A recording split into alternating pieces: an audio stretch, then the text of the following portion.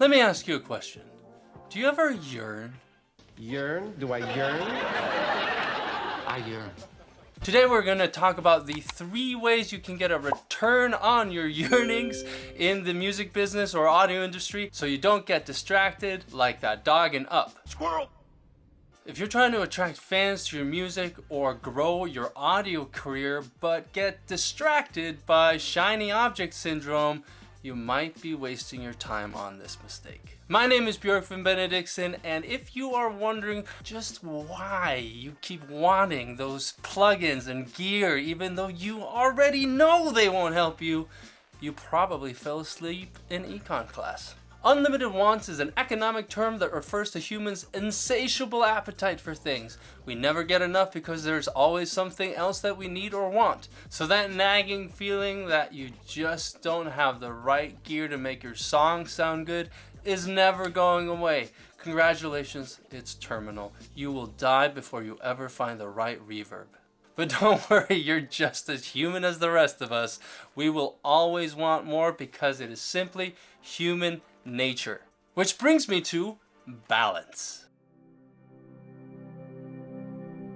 Our unlimited appetite for plugins is brick-walled by our limited resources and our budget, which means that you should not spend your food budget on a fancy microphone. Unfortunately, you can get anything you want, but you can't get everything everywhere all at once, unless your desire is an Academy Award and you're the Russo brothers who finally made a superhero movie for the Scorsese snobs in Hollywood.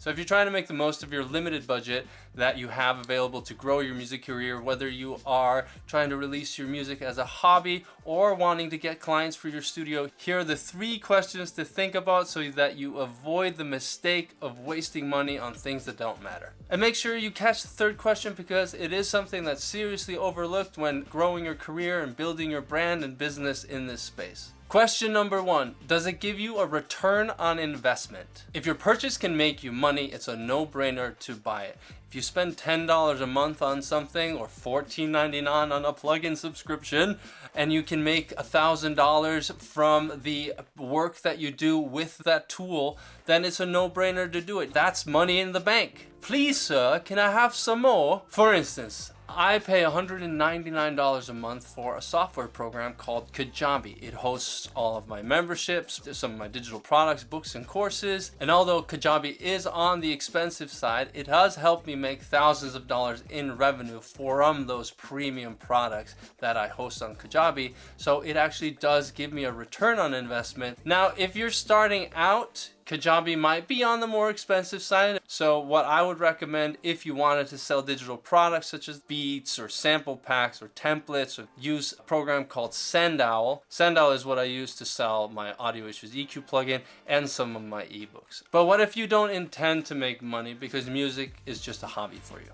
Well, you don't have to think of a return in monetary amounts. Think about it as a return on quality. Bottom of the barrel budget gear does not actually work that well and is more likely to hurt the sound of your music or your production. So if you're using cracked audio software and a USB microphone or even just the voice memos on your phone and expecting high quality, you need to really be thinking about getting a return on quality by investing in some better gear. Now, you don't need to spend thousands of dollars on equipment to get the bare minimum to make good sounding music. There is sort of an equilibrium amount where your gear is good enough to get started, and good enough is good enough until you're good enough to get better. So that's the first question, and although money is important, there is an even more important consideration when you're thinking about a return. Which brings us to question number 2, does it give you a return on effort? This is all about thinking how your purchase can save you time.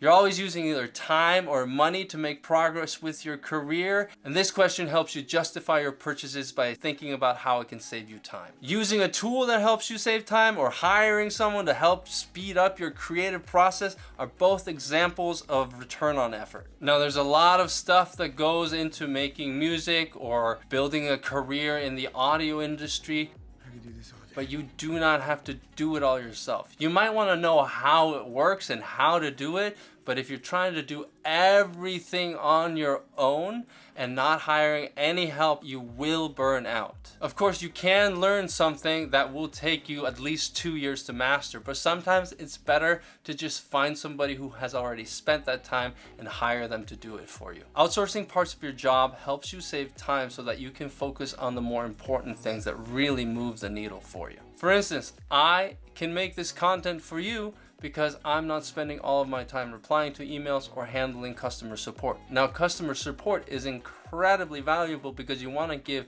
each and every customer a great experience with you. But if you spent all your time doing that, you wouldn't have time to actually grow your business and create more things that will benefit those customers. So if you know something will save you time and make you more effective and focused on the things that move the needle in your music career, then it's a no-brainer to invest in those things. But what if I told you that there's an even more important thing than money or time? And that brings me to Marie Kondo. Question number 3, does it bring you joy? Now, Kondo might be overwhelmed with tidying up after having all those kids, but her book did ask an important question. Does it bring you joy? I think happiness is often overlooked in our constant grind of building a brand, growing our careers, and earning an income.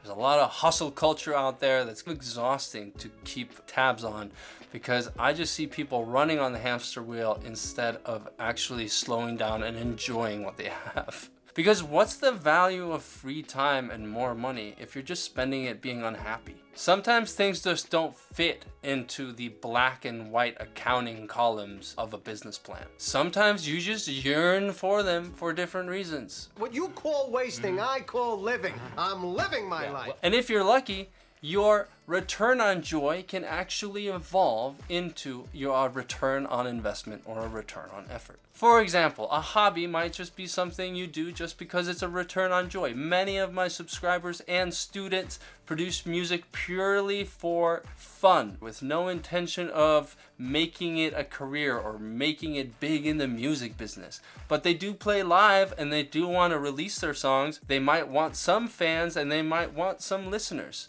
And I wouldn't be surprised if most people actually started out that way. I certainly picked up a guitar in high school because I thought it was cool, because I thought it would give me joy, because I thought it would be fun. Not because it was gonna give me a return on investment. That's not how 15-year-old Björkman thought. He was not thinking about returns on investment. And you might be the same way. You may have picked up something years ago just purely from joy, but now you want to do something cool with it that might make you a little bit of money, might give you some fans, might give you something a little more than just the pure joy of doing it. And there's nothing wrong with that. But let me make one thing really clear. This is not me giving you permission to buy every single thing you find just because it's probably gonna give me joy. You still need to be realistic about your choices and your unlimited wants and the limitations that you certainly have in your bank account. Most things, especially when growing your career or building your business, have to make a real return on investment or effort for them to actually make sense from a business standpoint. So knowing that you have unlimited wants but finite resources, some of those should be a return on joy. Otherwise, your return on investment and return on effort are all for nothing. Simply put, you gotta leave some slice of the pie so you can treat yourself 2011.